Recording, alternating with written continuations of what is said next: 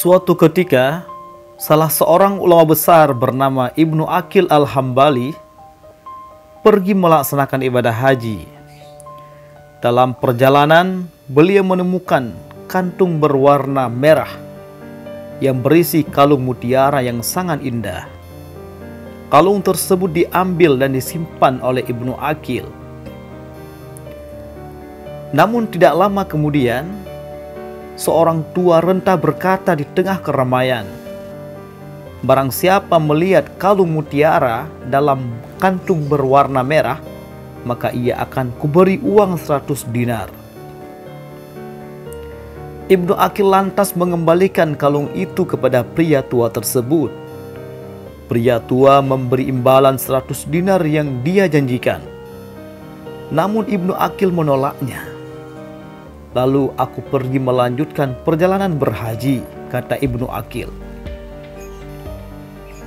Setelah selesai berhaji, beliau pergi ke Syam dan berziarah ke Yerusalem. Setelah itu, beliau berniat pulang ke Baghdad. Namun ketika sampai di Aleppo, beliau kehabisan bekal. Beliau kelaparan dan kedinginan.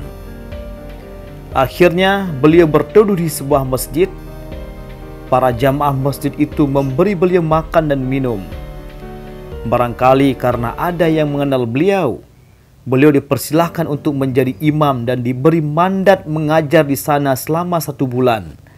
Kebetulan imam masjid ini meninggal beberapa hari yang lalu, ujar para jamaah itu. Sebulan berlalu, Ibnu Aqil diberi tawaran baru, menikahi putri imam masjid yang baru meninggal itu. Ibnu Aqil pun menerimanya. "Aku tinggal di sana lebih dari setahun dan memiliki seorang anak laki-laki." Namun setelah melahirkan, kondisi sang istri memburuk. Istri beliau sakit cukup parah. Ibnu Aqil dengan telaten merawatnya. Namun saat sedang merawat istrinya, Ibnu Aqil dikejutkan dengan kalung yang dipakai istrinya. Kalung itu ternyata kalung yang beliau temukan dulu. Ibnu Aqil pun menceritakan kisah kalung itu. Namun yang terjadi justru istri beliau menangis terharu.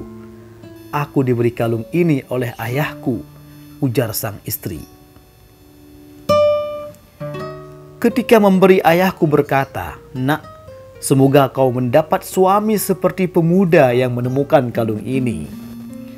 Selang beberapa hari setelah itu, istri Ibnu Aqil meninggal. Ibnu Aqil pun pulang ke Baghdad dan menyimpan kalung itu hingga akhir hayatnya. Kisah itu diceritakan Sib Ibnu Zawji dalam buku tebalnya Al-Muntazam.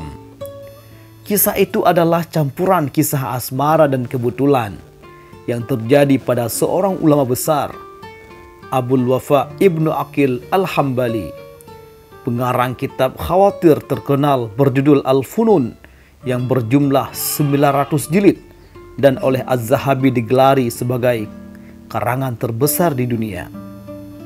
Namun sayangnya kitab itu hancur dan hanya tersisa 2 jilid karena invasi.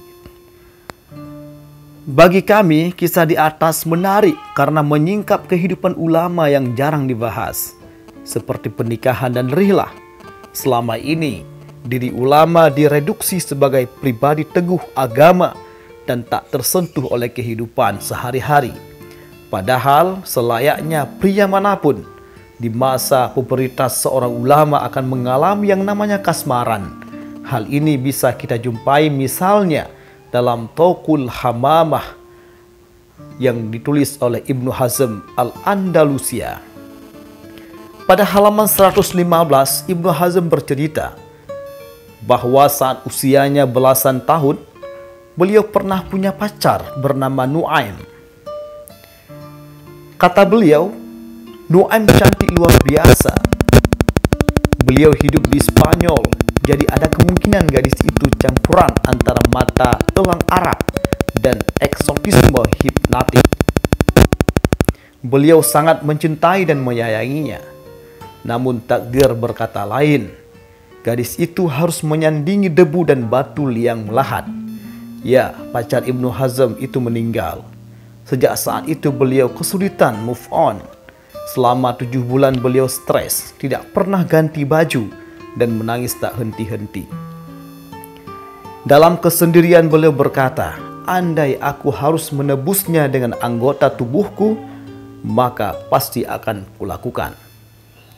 Perkataan ini keluar dari seorang pengarang Al-Muhalla bil Asar, yang di dalamnya berisi 21.000 hadis mustasil langsung kepada beliau.